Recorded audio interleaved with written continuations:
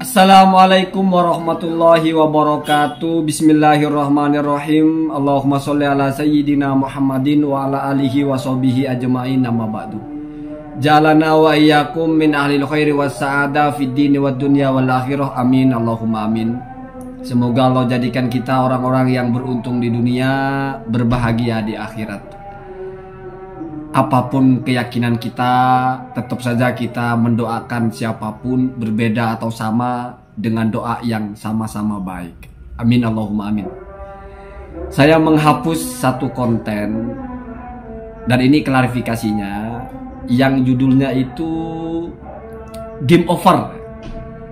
Penelitian Kiai Haji Imaduddin sudah game over menurut cucu. Ya, cucu ini maksudnya keturunan ya, nggak mesti cucunya ya.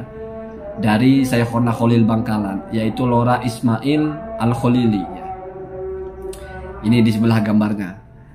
Nah, ketika saya memposting itu, ternyata katanya sudah dihapus status Facebooknya. Karena kan saya membaca status Facebook. Saya tidak pernah bicara masalah dihapus atau enggak, karena saya juga tidak tahu. Kalau yang berbicara itu ternyata dihapus, itu konten lain, bukan saya ya. Nah, di situ saya menjelaskan banyak sekali hal, dimana poinnya kalau tidak salah saya tidak setuju ketika Kiai Haji Imad itu dianggap terlalu memaksakan penelitiannya sebagai ilmiah, padahal hanya berpijak kepada asumsi atau zon saja. Ketika Kiai Imad mengatakan Ar-Razi itu sudah memastikan, hasr memastikan Ahmad cuman punya anak 3, sehingga pintu yang lain tertutup untuk masuk nama anak lain, ya mau Abdullah atau Ubaidillah, sehingga Al-Janadi ditolak, Habib Abu Bakar Ali Asyakron ditolak, pokoknya selain yang 3 ditolak oleh Kiai Haji Imaduddin. Nah, lalu saya diajak diskusi, ya saya tidak berani, bukan levelannya saya berdiskusi dengan beliau. Lagi pula beliau ini ya kalau secara keyakinan sama dengan saya, sama-sama meyakini Ba'alawi itu tersambung, sah mereka sebagai keturunan Rasulullah SAW. Jadi di satu sisi saya tidak mungkin juga menang berdebat dengan beliau, berdiskusi atau apa, sehingga saya mengalah. Di sisi lain ya kita sama keyakinannya. Jadi kayak pansos sekali kalau saya harus berdiskusi atau apa gitu ya. Apalagi hanya untuk kalah gitu. Nah, poinnya ya, poin yang dikritikkan, bahkan saya disebut nama di status beliau itu begini ya. Seingat saya analoginya apa, alurnya begini. Jadi Ar-Razi itu kan menggunakan jumlah ismiyah, fa'akibuhu min salasati banin. Lalu kata Kiai Imad, dari secara kaidah ilmu nasab menggunakan ismiyah maka hasr, mengambil kaidahnya siapa namanya? Sayyid Mahdi Rojai. Kalau bahasanya itu fa'akibuhu min, maka berarti itu hasr. Maka angka di situ sudah membatasi, tidak ada yang lain, hanya 3. Kemudian Kiai Haji Imaduddin juga memperkokoh argumentasi itu dengan membawa-bawa kaidah dalam usul fikih, yaitu ada yang disebut dengan tahsis bil adat, dan itu qot'i, artinya pembatasan dengan angka itu qot'i, pasti. Kalau sudah menyebut angka maka berarti dia tidak masuk yang lain. Sebetulnya kalau tidak salah dalam konten itu saya menjelaskan bahwa kaidah itu ya tidak mesti selalu berlaku untuk apapun, mesti ada yang tidak masuk ke dalam kaidah itu, atau ada pengecualian lah, kira-kira begitu. Nah, kalau dalam masalah ini sepertinya Lora Ismail ini ya saya sepakat dengan beliau bahwa kaidah hasr atau kaidah tahsis bil adat itu nggak mesti semuanya berlaku untuk semua hal, mesti ada yang dikecualikan. Nah, kira-kira begitu ya, sepakatlah masalah itu. Cuma ya wallahu alam, entah di bagian mana saya ngomong, mungkin saya salah ngomong ketika Lora Ismail ini mengatakan bahwa di kitabnya Ar-Razi sendiri atau di kitabnya Kiai Haji Imaduddin sendiri, di narasi berikutnya ketika menyebut fa'aqobah salasan, kan sama-sama menyebut angka, tetapi ini tidak berfaedah hasr. Kenapa? Karena bukan jumlah ismiyah. Artinya mungkin ingin menjelaskan bahwasanya dalam tulisan Kiai Haji Imaduddin itu ada pertentangan. Di sebelumnya kalau menyebut angka itu berarti sudah hasr, sudah terbatas, tidak bisa yang lain.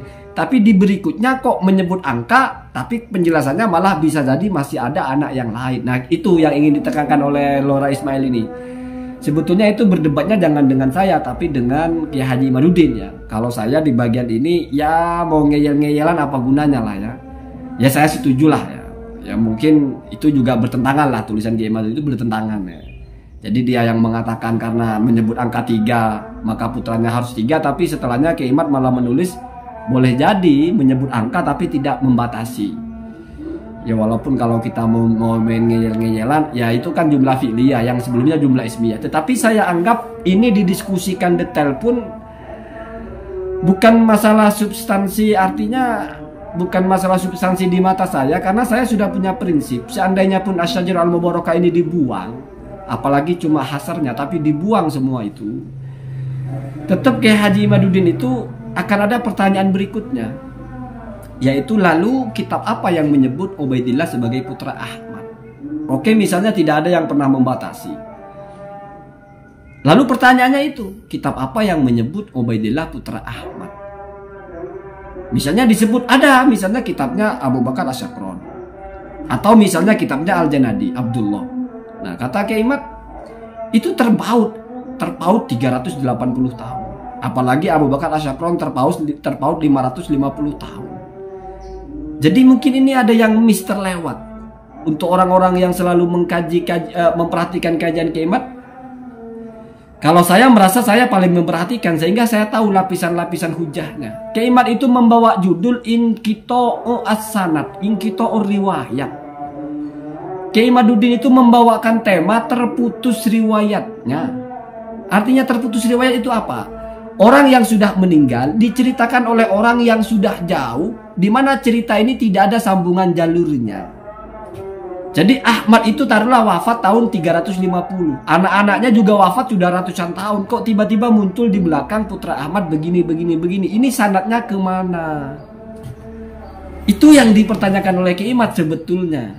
Itu yang tidak bisa dijawab sebetulnya. Kalau masalah Ar-Razi pun terjawab, ya silahkan. Saya juga tidak mau terlalu mempertahankan Ar-Razi ini sahih atau apa, pemahaman Kiai Imad benar atau salah tentang itu. Menurut saya pribadi itu tidak terlalu penting sudah. Kenapa? Karena diksinya Kiai Imad itu terputus periwayatannya, sunyi selama 550 tahun. Dihitungnya dari pertama kali bukan bahasa Kiai Imad ya. Pertama kali melaunching bahwa Ubaidillah ini putra Ahmad dari masa Ahmad hidup itu sendiri. Begitu ya. Jadi itu permasalahannya di situ. Ini jalur untuk dibenarkan kalau Ubaidillah putra Ahmad ini jalurnya lewat siapa? Dilihat dari kitab yang sezaman ternyata tidak ada. Bahkan kitab yang mendekati juga tidak ada. Misalnya kitab Tahdhibul Ansab tidak ada. Kitabnya muridnya dari Tahdhibul Ansab yaitu Al-Umari, kitab Al-Majdi tidak ada. Kitab yang juga dekat misalnya kitabnya Asy-Syajarah Al-Mubarakah lah, tidak ada. Atau Asy-Syajarah Al-Mubarakah dibuang, ada kitabnya Al-Marwazi ya, Ismail Al-Marwazi Al-Alawi ya. Tidak ada. Kitabnya Abu Ismail Ibnu Toba ya. Jadi ada Ibnu Toba yang wafat tahun 800 yang ngarang kitab Muntaqilah atau Labiyah. Ada yang ngarang Abnaul Imam yang wafatnya 487 atau 78 ya. Jadi di kitab-kitab yang mendekati bahkan yang sezaman itu tidak ada. Lalu dipertanyakan jalur riwayatnya, kok bisa ada berita Ahmad punya anak bernama Ubaidillah. Itu Pak, pertanyaan paling mendasarnya Kiai Haji Imaduddin. Jadi dihantam dari Asy-Syajarah Al-Mubarakahnya palsu, itu tidak bisa dijadikan keterangan sehingga tidak ada yang menganulir, tidak ada yang membatasi putra Ahmad itu siapa.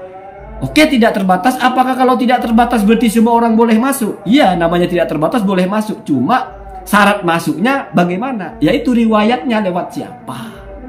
Itu saya memahami sudah sejauh itu menurut saya. Sehingga kalau kita mau berdebat tentang masalah Asy-Syajarah Al-Mubarakah, ya saya tidak perlu ngotot-ngotot. Kenapa? Karena menurut saya ya tidak penting. Ya memang Lora Ismail itu masuk akal lah argumentasinya ya. Saya tidak membaca secara teliti mungkin ya, sehingga saya tidak mengangkat di mana kekuatan dari tulisan kayak Lora ini ya. Sehingga saya cuma fokus di masalah donni kok dianggap tidak ilmiah, karena menurut saya donni pun ya namanya donni kan ijtihad kita memahami teks orang kan, apalagi sudah membawa kaidah atau apa ya ilmiah juga, walaupun misalnya salah kan begitu. Namanya donni kan bisa benar bisa salah. Yang tidak mungkin salah itu kalau yang qot'i kan. Yang qot'i itu yang mantuk, yang tidak ada ikhtilaf, yang memang tidak ada ihtimal secara lafadz, hanya satu pemaknaan. Tapi kalau Ar-Razi itu mungkin tulisannya masih bisa dimaknai bermacam-macam. Dimaknai hasr, didubbing dengan angka, hasr ada kaidahnya masing-masing. Tapi kalau di cross check, oh bisa jadi bukan hasr, berarti kan ikhtilaf dalam memahami tulisannya Ar-Razi. Kalaupun ikhtilaf antara memahami tulisannya Ar-Razi, oke, Ar-Razi tidak menghasr, tapi kan Ar-Razi juga tidak menyebut nama Ubaidillah. Itu yang saya pahami. Tetapi ya saya mohon maaf, mungkin terbawa dengan judul saya terlalu tajam sehingga apa yang sudah beliau hapus ditulis lagi. Ya tanggung jawab ilmiah ya. Tanggung jawab ilmiah, karena kalau tiba-tiba hilang seolah-olah salah. Ya sama dengan saya, karena saya anggap konten saya itu salah, saya hapus ya. Allahumma dina ada sabil. Assalamualaikum warahmatullahi wabarakatuh.